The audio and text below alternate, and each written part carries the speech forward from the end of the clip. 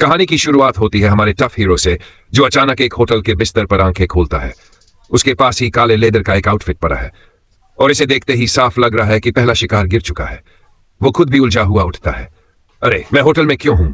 मैं अपने घर के बेड में क्यों नहीं हूं? साइड में नजर डालता है तो एक लड़की सोई होती है। वो हक्कप का, ये जंगली सी खूबसूरत लड़की यहां क्या कर रही है? क्या मेरी रात भी इतनी वाइल्ड थी? तभी उसके फोन पर शाओजा का कॉल आता है और उसी पल उसे याद आता है, यही वो लड़की है जिसने उसे कॉलेज के पहले साल में रिजेक्ट कर दिया था। लड़की उठते ही ताने मारने लगती है। अरे चुप क्यों हो? खुद को बहुत बड़ा स्टार समझते हो क्या? गुस्सा नहीं हो रहे? देखना, मैं तुम्हें बर्बाद कर दूंगी। हीरो पूरी तरह कंफ्यूज्ड। ये लड़की पागल हो गई है क्या? जिसने मुझे व्हाट्सएप पर ब्लॉक कर रखा था, वो ऐसे बिहेव क्यों कर रही है जैसे हम अभी भी साथ हैं? वो जल्दी से अपना फोन चेक करता है और तभी उसे पता चलता है तारीख पुरानी है। वो वापस समय में लौट आया है। सीधा शब्दों में रेनकार्नेशन। और वो साफ साफ कह देता है, शाओजा, हम टूट चुके हैं। बस। लड़की चौंक जाती है। चौंक, ये क्या बकवास है? तुम मेरे साथ ब्रेकअप करोगे?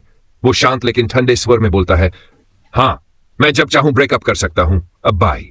तभी असली कहानी का असली हीरो आता है, सिस्टम।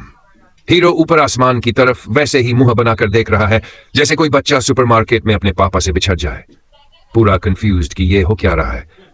वो उठकर पास जाता है तो उस पर सिस्टम की डिटेल्स दिखती है। हीरो तो झूम उठता है। क्या बात है, मुझे कुछ करना भी नहीं पड़ेगा। सिस्टम तो सेकंड के हिसाब से पैसे दे रहा है। उसे एक स्टार्टर किट भी मिलता है और जैसे ही वो खोलता है एक पीली सी हिंट टेबल पर गिरती है। उसमें लिखा है 10 मिलियन की शुरुआत, एक कार और लोगों की फ्रेंडशिप स्कैन करने की ताकत। पैसे वाली बात तो समझ में आ गई, लेकिन ये फ्रेंडशिप एनालिसिस क्या चीज है वो समझ नहीं पाता। हीरो तुरंत उस पावर को टेस्ट करता है। वाह, कितना अजीब नाम है, हीरो मन में सोचता है। ये सिपाही साल की 1.5 मीटर लंबी और चेहरा 3 साल का लगे। उसकी फ्रेंडशिप लेवल 60 है, ठीक ठाक। लेकिन हीरो को एक और चीज दिखती है, प्राइवेसी वैल्यू। ये क्या है? वो उस पर क्लिक करता है और पता चलता है कि ये संख्या बताती है कि उस व्यक्ति ने जिंदगी में कितने लोगों के साथ करीबी रिश्ता बनाया है। और वहां नंबर था। हीरो तो शॉक्ड। तो मतलब मैं ही पहला था? फिर दृश्य बदलता है। वो जाओजा को बार में कॉल करता है, लेकिन जैसा हमेशा वो जवाब नहीं देती। बेचारे हीरो को बार बार धोखा ही मिलता रहा। उसी बार में उसे ये टफ लड़की भी मिलती है जो रो रही होती है। दोनों ने शराब पी रखी थी और शायद इसी वजह से फ्रेंडशिप कम होने के बावजूद दोनों काफी करीब आ गए। सुबह लड़की उठती है, कंफ्यूज्ड, डरी हुई।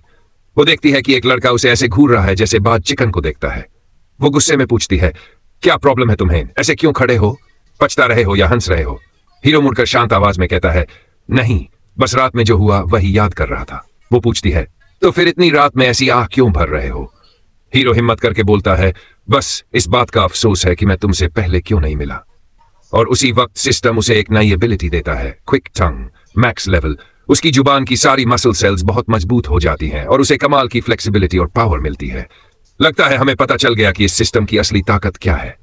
और लड़का सोचता है, चलो अब इस पावर को टेस्ट भी कर लेते हैं।